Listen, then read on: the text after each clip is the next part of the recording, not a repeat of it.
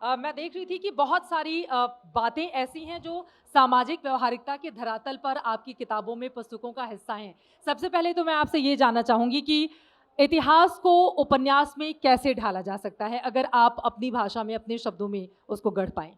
ये विषय का मैं अगर कहूँ कि मैं कोई इतिहासकार नहीं, पहली बात तो मैं क्षमा चाहूँगी इस बात के लिए। लेकिन बावजूद इसके मैंने एक उपन्यास लिखा जिसकी आपने सामाजिक पृष्ठभूमि की बात की, उससे इतर बिल्कुल।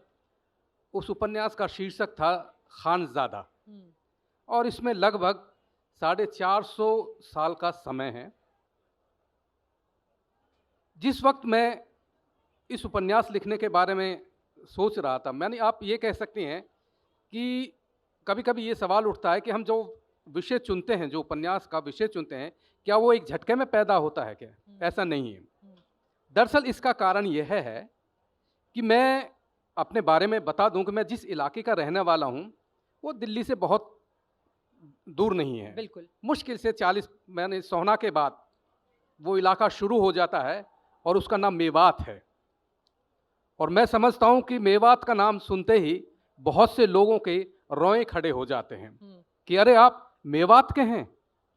उसी मेवात का हूँ जिसका कि अभी इसी साल 31 जुलाई जब प्रेमचंद जी का जन्मदिन था और वहाँ एक बहुत बड़ा एक सोची-समझी साजिश के तहत एक बहुत बड़ा मतलब कोशिश कीजिए। कुछ बिल्कुल। भी कहिए, फसाद कहिए, जो भी हुआ। उस वक़्त जब ये सब कुछ प्रकरण चल रहा था, तो मेरे पास बहुत से मित्रों के फ़ोन आए, अखबारों के लोगों के फ़ोन आए कि भई आप क्योंकि लेखक हैं, एक संवेदनशील लेखक हैं, यानी लेखक को संवेदनशील माना जाता है और आपने मेवात पर जैसे मेरा पहला उपन्यास काला पहाड़, जिसको कि मुझे उसी के नाम से जाना जाता है, वो उसी पृष्ठभूमि पर है, सामाजिक, सांस्कृतिक और आर्थिक। तो आप बताइए ये क्या है? तो उस वक़्त जब ये मेवात में ये मामला चल रहा था, तो मेरे 2-3 उपन्यासों का बार-बार ज़िक्र हो रहा था कि अगर मेवात को समझना है, तो काला पहाड़ और इनका खानज़ादा पढ़िए। बिल्कुल। खानज़ादा चूँकि विशुद्ध रूप से ऐतिहासिक पृष्ठभूमि पर है, ये ऐतिहासिक उपन्यास नहीं है, जी। ये ऐतिहासिक पृष्ठभूमि पर है और इसके लिखने की जो मुझे प्रेरणा कहिए, बहुत दिनों से मेरे मन में एक बात थी कि मेवात के सामाजिक, सांस्कृतिक और आर्थिक पक्ष पर मैंने लिखा।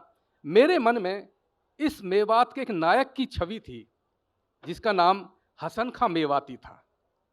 पता नहीं आप लोग कितने जानते हैं हसन खां मेवाती के बारे में? ये वही हसन खां मेवाती था, जब 1526 का बाबर के साथ राणा सांगा का युद्ध इब्राहिम लोदी के साथ जब युद्ध हुआ था, उस युद्ध में हसन खां मेवाती के पिता और बेटे को गिरफ्तार कर लिया गया था। ये वही हसन खां मेवाती था जब 1 साल बाद खानवा का युद्ध उसी बाबर के साथ राणा सांगा का युद्ध हुआ था जी। और बाबर ने हसन खां मेवाती को ये पेशकश भेजी थी कि तुम्हें हम मजहबी होने के नाते राणा सांगा के खिलाफ युद्ध करना चाहिए और उस हसन खां मेवाती ने उसको मना कर दिया था कि नहीं, मैं किसी आतताई के साथ नहीं लूँगा। ये एक छोटा सा मान था, लेकिन दिक्कत ये थी कि मैं हसन खां मेवाती पर लिखना चाह रहा था, हुँ। लेकिन उसके बारे में कुल मिलाकर ये था कि 1526 का पहला युद्ध, पानीपत का युद्ध इब्राहिम लोदी के साथ था और 1 साल बाद 1527 का खानवा का युद्ध था, उस खानवा के युद्ध में वो मारा जाता है।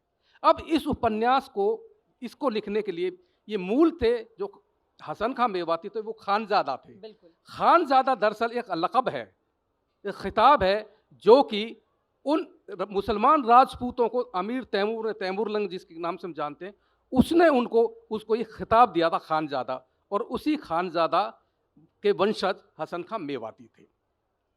मैं जब इस पर काम करने की सोच रहा था तो बाबरनामा से लेकर जो आपने इतिहास से सबक की बात कही, जी।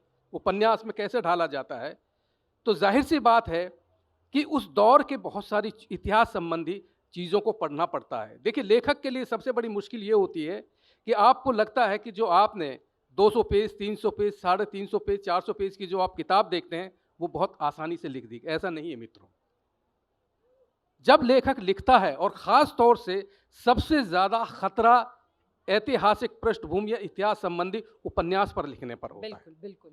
हमारे यहाँ इतिहास को लेकर ज़्यादातर जो लेखन है वो नायकों पर आधारित है, शिवाजी पर मिल जाएगा, जो हमारे ऐतिहासिक पात्र हैं, नायक हैं, उन पर है। लेकिन किसी टोटलिटी में किसी इलाके को अगर आप किसी पृष्ठभूमि का अगर आप आधार बनाते हैं तो वो सबसे मुश्किल है।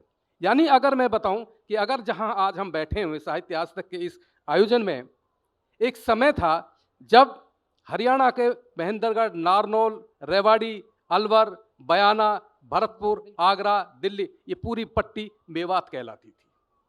ये पूरी मेवात कहलाती थी। और जब मैं ये उपन्यास लिख रहा था तो जाहिर सी बात है खाली हसन खां मेवाती का सही काम न बनना था।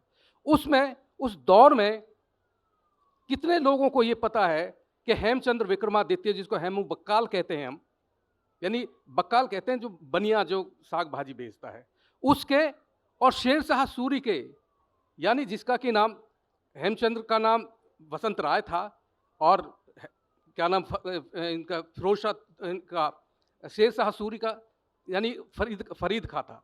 तो फरीद खां और हेमू का पारिवारिक संबंध था। उनके दादा इब्राहिम सूर छोटे से अफगानों में घोड़ा का व्यापारी थे और नारनौल में आज भी उनकी कब्र है, जाकर देखिए।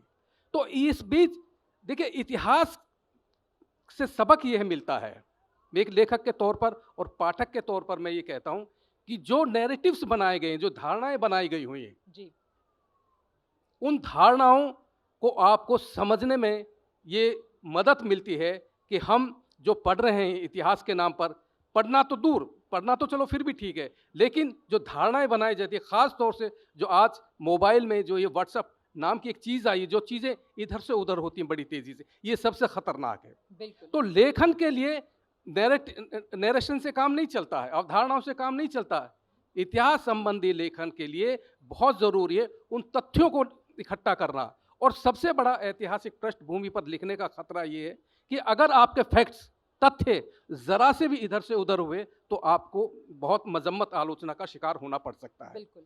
तो इस तरह से जब इस उपन्यास को मैं लिख रहा था तो चूंकि मेरे मन में सिर्फ हसन खां मेवाती था और एक चीज़ और इस उपन्यास को मुझे हमारे जो ब्रज के बहुत बड़े कवि अब्दुल रहीम खाने खाना तक लाना था।